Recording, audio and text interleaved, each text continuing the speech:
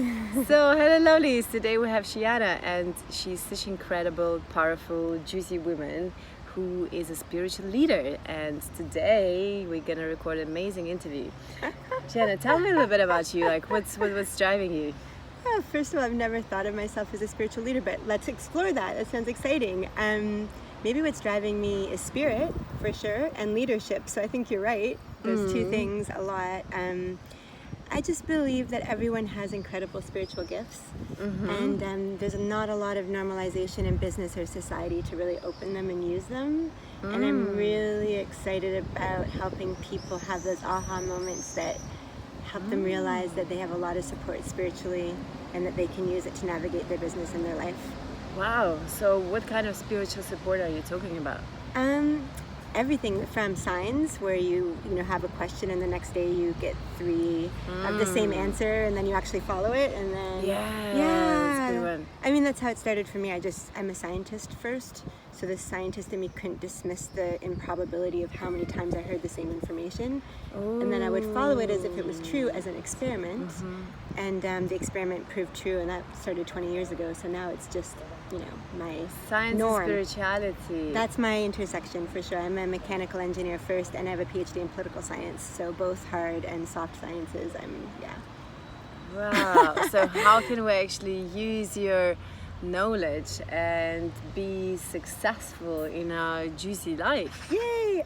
Well, to know that there are proven, known abilities we all have, that they're sort of dormant because we don't believe in them and we don't get a chance to practice them. Like what? Okay, so being able to ask a question and get signs is probably the most easy way to begin. And asking about, making it really clear between 2 choices is a good way to begin. So the first one I ever asked 20 years ago was, I'm at IBM for 3 years as a mechanical engineer and it's not resonating with me, the corporate lifestyle and how we're exploiting people on the planet in other countries. So I asked, should I quit my job and go to Vietnam or should I stay? And so the next day Vietnam came up 3 times, which is pretty random when I lived in Toronto. So I said to a girlfriend at dinner, I think I'm supposed to quit my job somehow if I listen to this as real. And she said, why are you going to? And I said, no, that's crazy. No woman gets as far as I've gotten at this young age and quits. And in that moment in this restaurant in Toronto, this woman came walking in, and she was a woman my age who had gotten as far as I had gotten in the corporate ladder, and she had quit a few months ago to teach kids physics. Wow. In the restaurant. And I said, except for that woman. And I walked up and talked to her and said, how has it been since you quit? She said, best thing ever. So I quit. Nice. Like, for example, that's where it began for me. So it's a great place to start. So really trust the science in order to pursue your dream. Wow. Yeah, I believe so. I mean, I've done it, like I said, for a long time. And you always feel like it's crazy or weird or the worst idea ever when it's there. But when that's a fear voice. So not listening to the fear and listening to the signs is the brave stance you have to have in your heart to make this magic work. Fear voice. Wow, I love the fear voice. Tell us more about the fear voice. The fear voice says, I'll lose my job, this is crazy, no one else would do this, my mom's gonna, everyone's gonna think I'm wrong, I can't come up with a logical reason why I would do this. Maybe I'm making up these signs because it's what I really want to quit my job and nothing will be there to catch me. That's a tricky one. That's a big one. That's a tricky one. A lot of women that are here that wants actually like to pursue their life. A lot of men as well. Like there's always this logical voice that is like, yeah, what if I do that? The safety, the security is there, and some people cannot really believe it and say like, oh, I do trust. And it's a false security. Yeah. It's a false security because you play it out for another 10, 20 years and you're like, oh my gosh, I knew I should have quit my job 20 years ago. Like, imagine if I was still an engineer in corporate. Yeah. Yeah. What about those projects that actually are dormant inside of us and we like always going somewhere and we hear about this and someone already done that and this showing you to your face and like, I should have explored that idea. Yeah. The woman who wrote Eat, Pray, Love said that. She said she wrote a detailed book for I think 2 years, put it down, and then a year later met a woman writing the same book who had picked it up at the exact moment she had put it down. It's like floating around and you're going to pull it down or someone else is going to pull it down. But, yeah. Totally. Yeah. So tell me, like, how do you use actually your intuition in your current career? Okay, that's a great question. So for me, everything is information. So when I have any sort of experience, I feel and stay incredibly present. I use my sight, sound, touch to stay incredibly present in the moment. And in the moment, I just have knowings that come with when things are speaking. So when someone's like, I'd like you to come for dinner with me, inside I get an instant yes or an instant no. And I don't have to think about it. My body and my presence tells me a yes or no. So I either get very lit up, or I start to feel a contraction. My shoulders go forward. My heart feels a little heavy. I have a lot of body signals. So if the intention of a business is being spoken of and the strategy to accomplish that vision is not resonant, my heart hurts in a very specific way. Oh, so you're a business consultant? Yeah, I'm an executive. Yeah, I'm a clairvoyant executive coach. So wow, that is so cool. That's what I did the last couple of years. I've sort of tailored it a way to try to scale. I know how much I can help one-on-one, and now I know I'm supposed to help more people. So I'm going to a sort of broader public platform and not one-on-one. But in the one-on-one, I worked with 100 global CEOs and directors of some of the biggest companies in the world at the highest level. Oh, that is so beautiful. Oh, I'm so happy to hear about it. Finally, someone like is using that for the big companies. And helping them use it too. So they would witness me use it and tell them incredible detail that they could never imagine that I would know.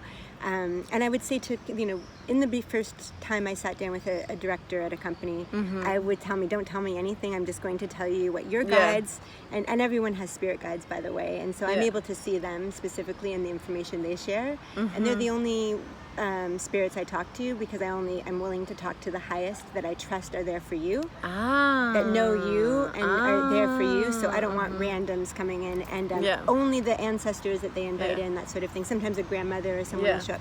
Yeah, I just had a grandmother in my morning session of some client who just popped in and was like, okay, ask her questions and go. So you have it too? You see spirits too? Yeah, I do. And why I've been laughing so much, because actually my sister, she's has a big real estate company, and she actually a few years ago she figured out about my gifts. And she was like, oh, Irina, could you pull me a tarot card for this person, Right, and all these hidden people. And I'm actually very curious to know how actually you being unapologetic in your business consulting for companies, and how do you actually bring that and this acknowledgement to those special gifts that people are not using it, and what kind of words are you using, and how do you bring that actually this unseen into the light and to the communication? So my first belief is that I'm not meant for everyone. I'm meant for very specific people that I'm meant to help. So I don't have to promote or advertise. It's all by word of mouth. And the people that are meant to find me will find me. Yes. And so I just articulate very clearly what I stand for and who I am and how I work.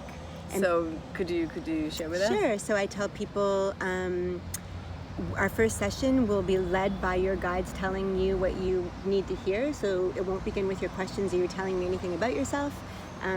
Then we have to go on a journey that takes about an hour and a half, usually about an hour and a half, maybe 2 hours. And by the end, if you still have remaining questions, then you can ask, but they will have answered in very indirect ways you can't quite imagine. So I need you to come relaxed and surrendered and without holding an incredible amount of control of the process at all. So then when they sit with me, I say to them, okay, so you're a partner in a large company. Hi. It's going to be very dynamic in about 10 minutes. Good to know. Okay. We're recording now. Thank you. So I say to them, something like this. So you're a partner in a very large firm. You've been there, I'm going to say 18 to 20 years. You want to leave, but you're very scared to, and yet you have one client that would pay you as much as you make now for half the amount of hours a week. And they're like, that's all true. So right then their belief is there, because I just told them all sorts of things I could never know that they've not even told maybe any other person. And at that point when they believe, then they start to get curious. Well, wait a minute, if I have guides and you can talk to them, why can't I talk to them? And I'm like, you can.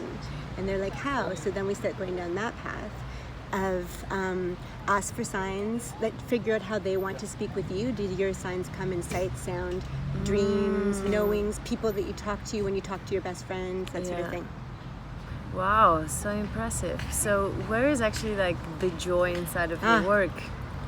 Seeing people lit up with possibilities, knowing that they're not crazy or alone, knowing that they have a lot more tools to navigate the difficulties of life than they ever knew, and that they're in complete control of using them, and letting, seeing someone like this woman with the confidence after that reading quit her job, take her family and move into nature, and work half the time for the same money for a client who really gets her and loves her without having the corporate intensity. Wow, And so every beautiful. person I work with has these types of huge revelations, and makes the moves that they need to make as a business leader, and as a mother, and as a lover, and all the great things that are all part of oneness of being human. So how actually like do you feel that those spirits communicating? What is their way of communicating? Oh, so they'll use anything, like they'll send songs. I'll wake up with songs in my head sometimes. Sometimes I'll be guided to go watch a movie, and the movie's so poignant to a question I have. The easiest way they communicate with people, with everyone, is that when two people are close and really connected in a conversation, they can talk through them.